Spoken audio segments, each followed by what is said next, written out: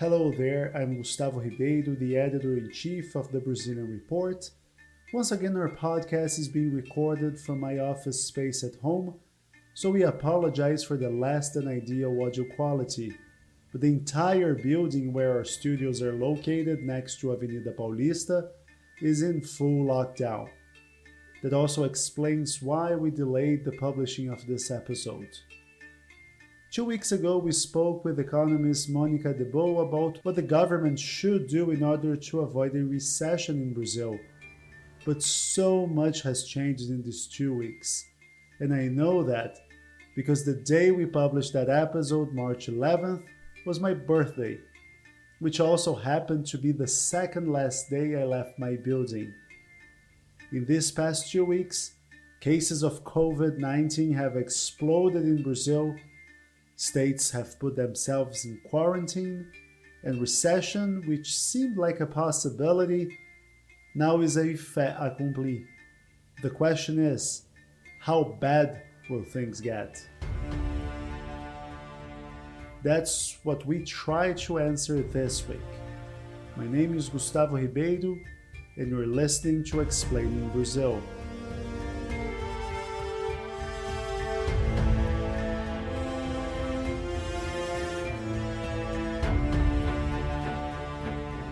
Before we get into this week's show, I want to do a little recap on the evolution of the COVID-19 outbreak in Brazil. In 2 weeks, we went from having 52 to having nearly 3,000 confirmed cases and almost 100 deaths. But some studies indicate that the official number might account for only 11% of the real number of cases. In some favelas dominated by drug trafficking gangs, criminals have installed a curfew and ordered social distancing. States have shut down all non-essential commerce. But President Jair Bolsonaro wants the economy to get back to normal. Nossa vida tem que continuar. Os empregos devem ser mantidos. O sustento das famílias deve ser preservado. He says that allowing for a recession is going to create grave social problems far worse than the outbreak itself. Felipe Campante is a professor at the Johns Hopkins School of Advanced International Studies. Professor, thanks for joining us on Skype. I want to ask you, what do you make of President Jair Bolsonaro's approach to the coronavirus? I mean, he does have a point when he links recessions to the increase of mortality in Brazil, but is his approach a reasonable one, considering that most experts say social isolation is the only way to contain massive infections? It's hard for me to say kind of from an epidemiological perspective, of course, but it definitely looks like, things are going to get pretty bad. And I think the economic repercussions of that are quite striking because this is not your standard economic shock or economic crisis where you might want to think about how we would want to avoid recession. I think now, to put it bluntly, we need a recession in order to fight the virus.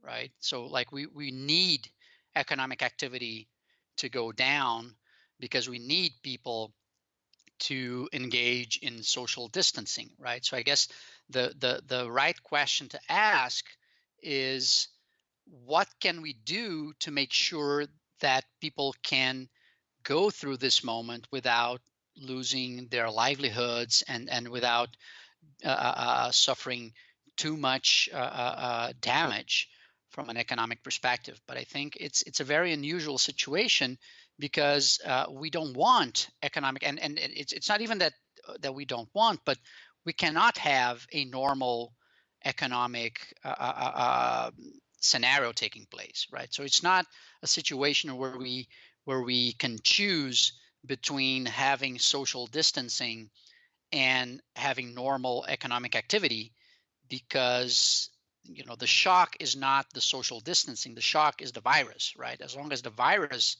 is out there, people are going to refrain from going to the restaurants and going to through their normal lives because they're going to be afraid of the virus.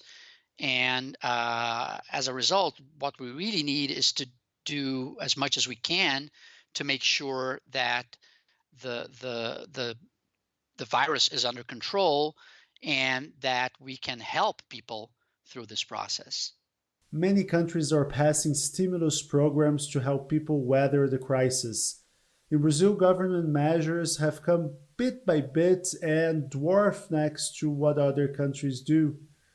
The government proposed to give 200 reais to informal workers per month for 3 months, then increased it for 600 reais.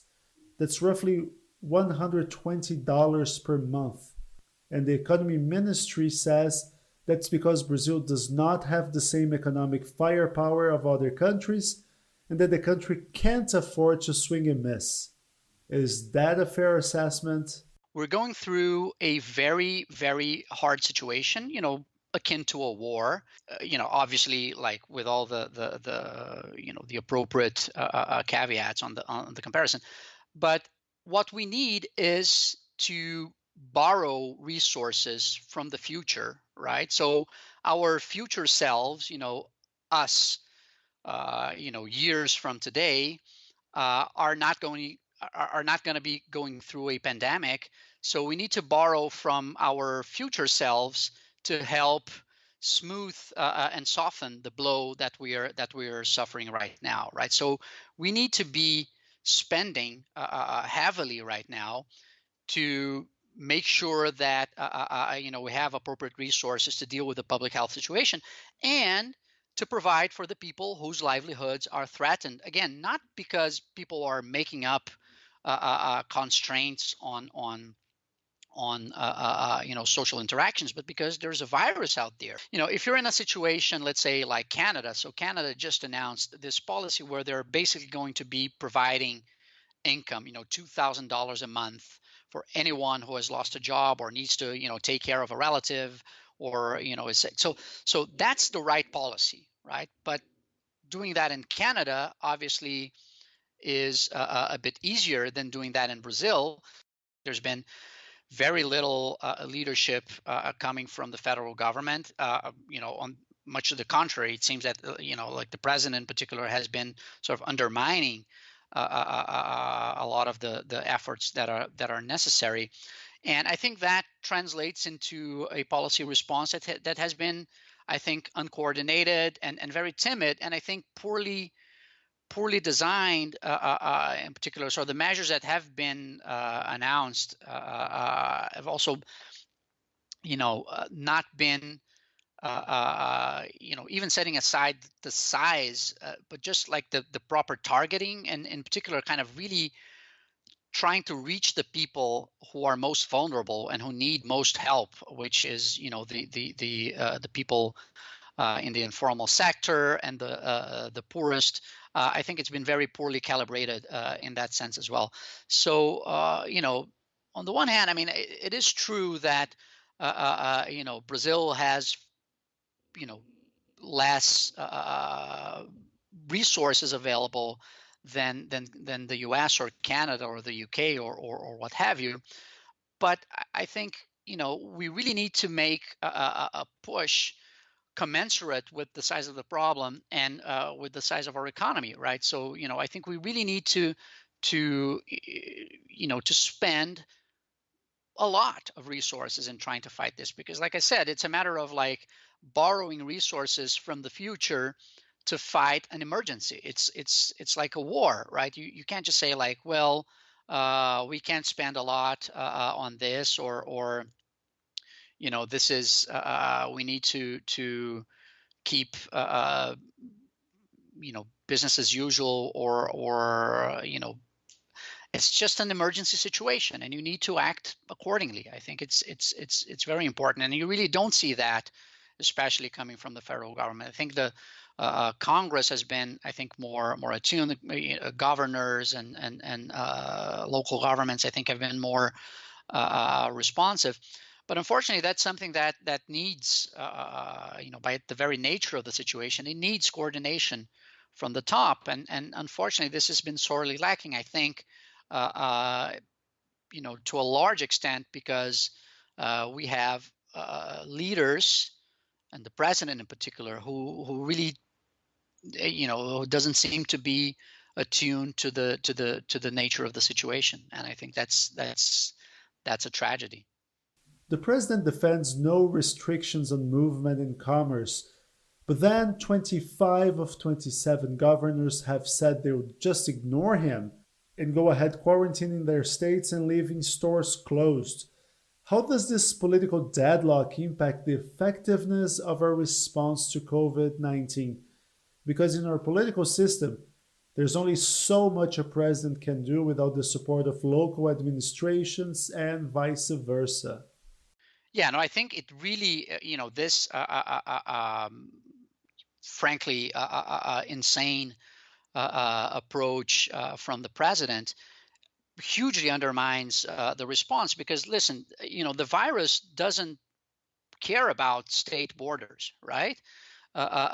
This is something that needs a centralized approach, right? The firepower of the federal government in terms of mobilizing resources is much greater than the states in isolation. So that's simply something that really requires this type of coordination for it to be effective, and the absence of that coordination is hugely damaging, right? Now, the fact that the president is isolated in terms of his response, it's basically coming from the reality that, again, the problem is not the measures that are being taken to try and contain the virus. The problem is the virus, right? As long as the virus is out there, the economy will not be operating as normal because people will not be going about their business as normal, right? And if the virus, if the situation worsens, which is bound to happen, right? The evidence is overwhelming in that regard. If people, even going back to the 1918 flu pandemic, right? There's this evidence that as social distancing measures were withdrawn because people felt like the situation was improving, then the virus came back. So if the situation gets worse, then the economic situation is going to get worse because people are going to be more scared, people are going to be more concerned, and are going to be, even less likely to, go about their businesses. Like, just think about it frankly. Like, if would you want to go to a restaurant right now knowing that there's this virus out there, right? And even if you are, you should be aware that like lots of other people wouldn't because they would be scared of the virus and so on and so forth. So it's just the reality of the pandemics that is the real problem, right? So we can't pretend that we can go about business as usual because it's just not possible. The president accuses governors of acting with ulterior motives, eyeing the next presidential elections. And to his point, some governors, and I'd singled out São Paulo's João Dória or Rio's Wilson Witzel here, they do seem to have some ulterior motives in their actions. Especially Dória seemed to taunt Bolsonaro at every turn. For instance, the São Paulo governor has disclosed his negative COVID-19 test results and then urged Bolsonaro to do the same. Politicians are going to do politics, right? So that's to be expected, and there's just no other way. That's what they're going to do. So I think speculating about ulterior motives or thinking about the motivations is not the right way to think about this, right? I think we need to think about like what people are doing, right? And is what they are doing something that helps solve the problem, or is it not, right? I think that's the right question to ask. And I think the governors are being much more constructive in terms of what they are doing to control the pandemics than the president is. And I think, all of them have political aspirations and all of them have political motives. That's not the difference. The difference is whether they are helping or they're not. And I think that's how we want to think about that. And I think any major event is going to be a political event, right? And is going to have political implications. And part of some research that I'm doing right now is exactly kind of looking at the impact of the Ebola crisis, a much smaller crisis in the context of the U.S., but the impact that it had in U.S. politics and how it was sort of exploited by politicians. So that's nothing new. That's nothing that is unexpected or surprising. I think the real crux of the matter is what is the policy response, and that's how we should judge what the politicians are doing. My next question was precisely about that study on the influence of the Ebola scare in the US 2014 midterm elections. What did your research tell you about that? Yeah, so that's a very interesting episode because the Ebola crisis hit the U.S. As it were back in 2014, really in the month before the midterm elections of that year. So it was really very much right as campaign season was at its peak, and it's a very different context from what we have now, in the sense that the public health impact was much smaller, right? But it was a very important source of anxiety and fear at the time. And what we find is that, first of all, it did have an impact. In particular, it really led to a worse performance from the Democrats in the election. So we find that places that displayed greater concerns with Ebola, the Democrats did worse, and there was a causal impact of the concerns on the Democratic electoral performance. Now, and the other thing is that the situation was strategically exploited by politicians, and in particular, Republican candidates really jumped on it and started talking a lot about Ebola, and not just talking about it, but talking about it in conjunction with specific topics of strategic interest to them, right? So they were talking about Ebola in conjunction with immigration and borders, and with Obama, kind of trying to associate the crisis with these topics. And the interesting thing is that some of that worked for them from that political perspective, and some of that didn't, right? So we find that there was no impact on Obama's approval ratings, right? So the attempt to kind of try to undermine Obama's approval or his standing with the public by tying him to Ebola doesn't seem to have worked, but it does seem to have worked when it comes to immigration. So we do find evidence that people, voters responded by becoming more anti-immigration. And is it possible to anticipate in any way how this COVID-19 pandemic is going to affect elections in Brazil? Because, we are set to have municipal elections in October. I think it's too early to tell. Like I said, in the case of Ebola, it was something that was happening literally during the month before the election. So it was like, kind of a more immediate impact. And who knows what's going to happen between now and October.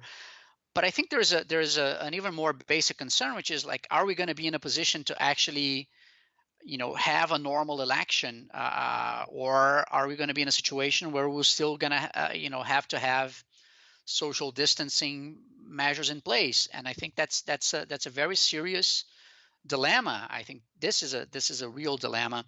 And in the case of Brazil, I think it's made worse by the fact that we don't have vote by mail as we have in the U.S., for instance, right? So the U.S., we're going to have a presidential election this year, and that's a big question. But here, at least, the solution is already kind of in place, which is, well, we should just kind of extend this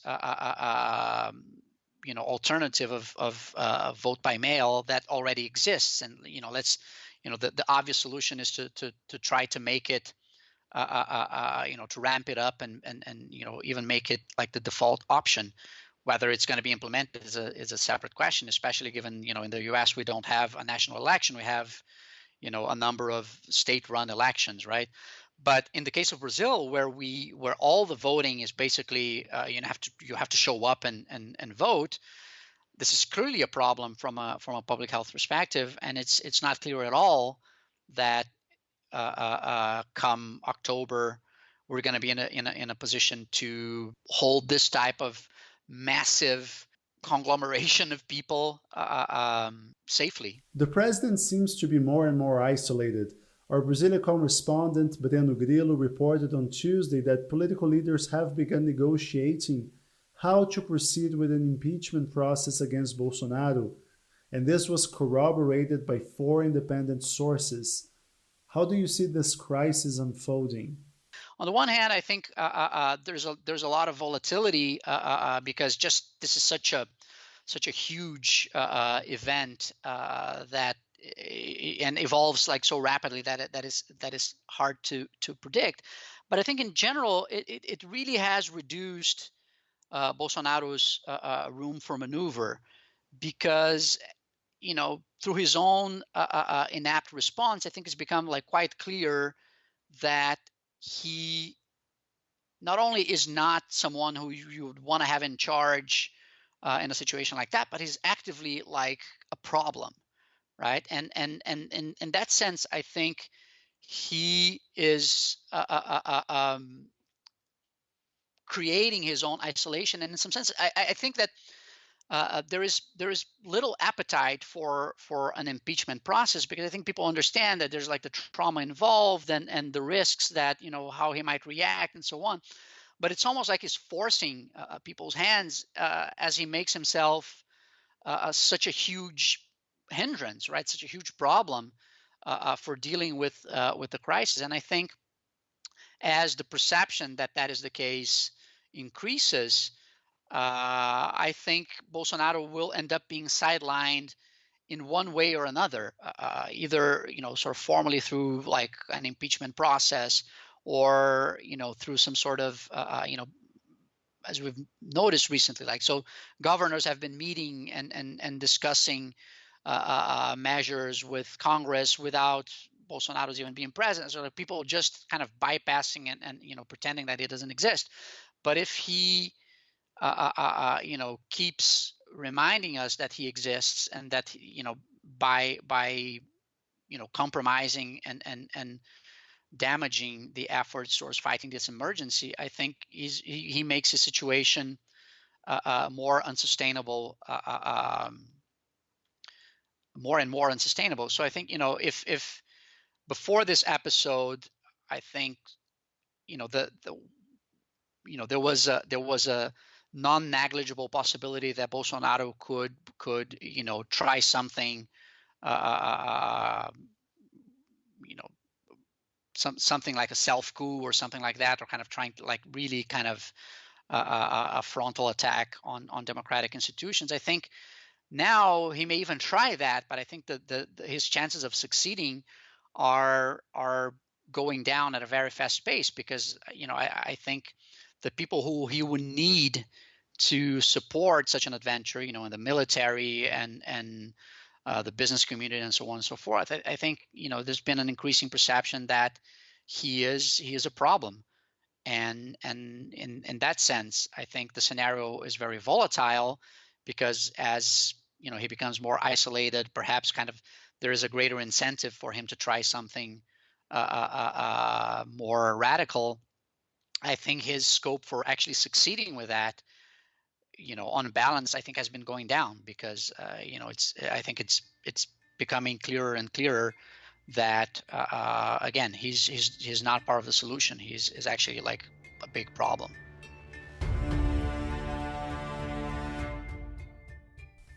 If you like this podcast, please rate us with 5 stars that will give us a push to reach more listeners. And take a look at our website. Every day we have new exclusive content, including a live COVID-19 blog our team is diligently filling with the most relevant updates about the outbreak. Also, subscribing to the Brazilian Report is the best way to help this show. Plans start at less than $4, which is less than a latte on Starbucks if you're in São Paulo. Just go to Brazilian.report/subscribe. And that's it for this week. Stay safe, wash your hands, and listen to your podcast backlog while in self-isolation. My name is Gustavo Ribeiro, and this was Explaining Brazil.